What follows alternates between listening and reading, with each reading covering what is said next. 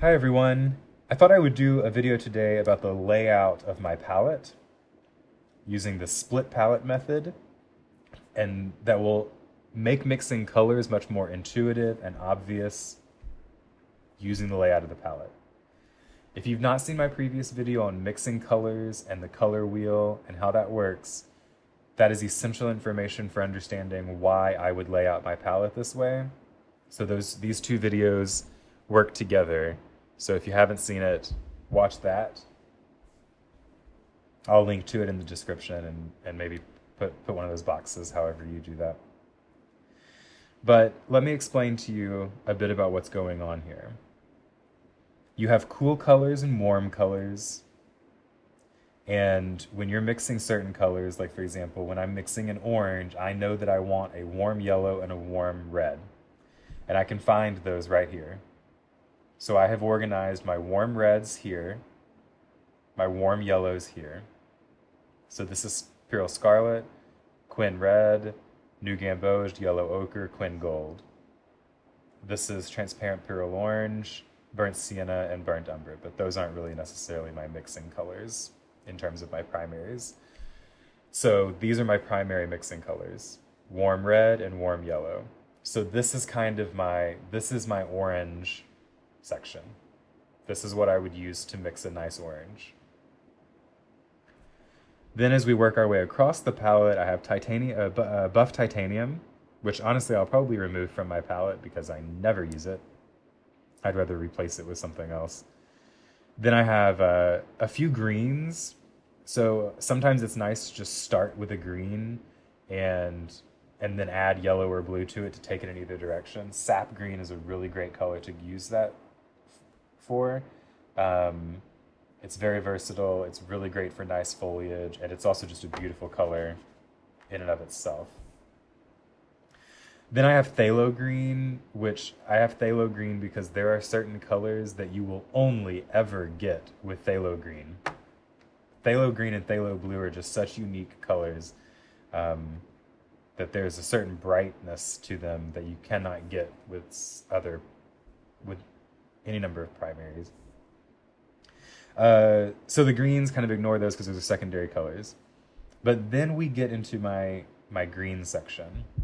So this is Hansa Yellow Medium, which is a very neutral yellow. It doesn't really have green undertones or red undertones. It's just a really nice neutral yellow.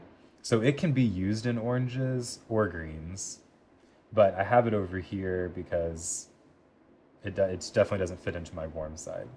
So my neutral yellow is Hansa Yellow. My cool yellow is Lemon Yellow, and it is very, you can tell it's very, very green. It has a very noticeable green undertone there. And then these are my cool blues here. So this is phthalo, cerulean, manganese. Across here, these are cool blues. Then we go down and we find the neutral blue, which is ultramarine blue. And then warm blue, Indanthrone. And Sodalite Genuine, which is technically a warm blue, but I don't actually like using Sodalite for mixing, so I'll probably replace this one as well. So these two I'm going to be replacing after they're gone. And then here are my cool reds. So this is my green section.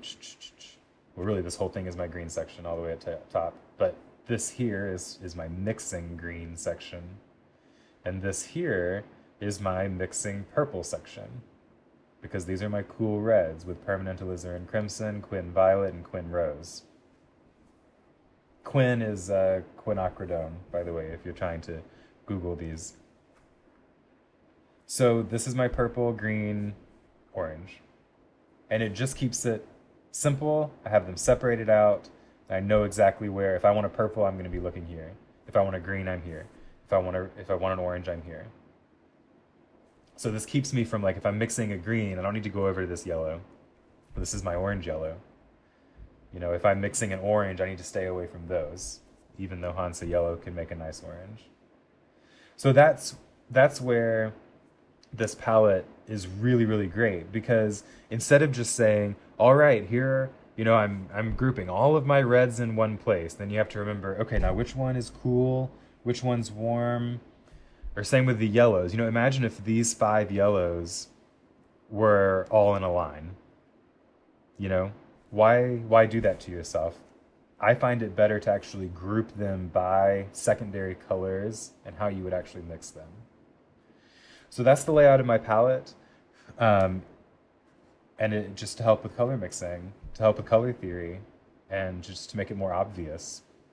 So don't group by colors alone, group actually by your secondary colors and how you would mix them and how that makes the most sense. So I hope that was helpful. And if you have any questions, leave them in the comments. I'll try to answer them, or I'll make another video for you. And see y'all soon.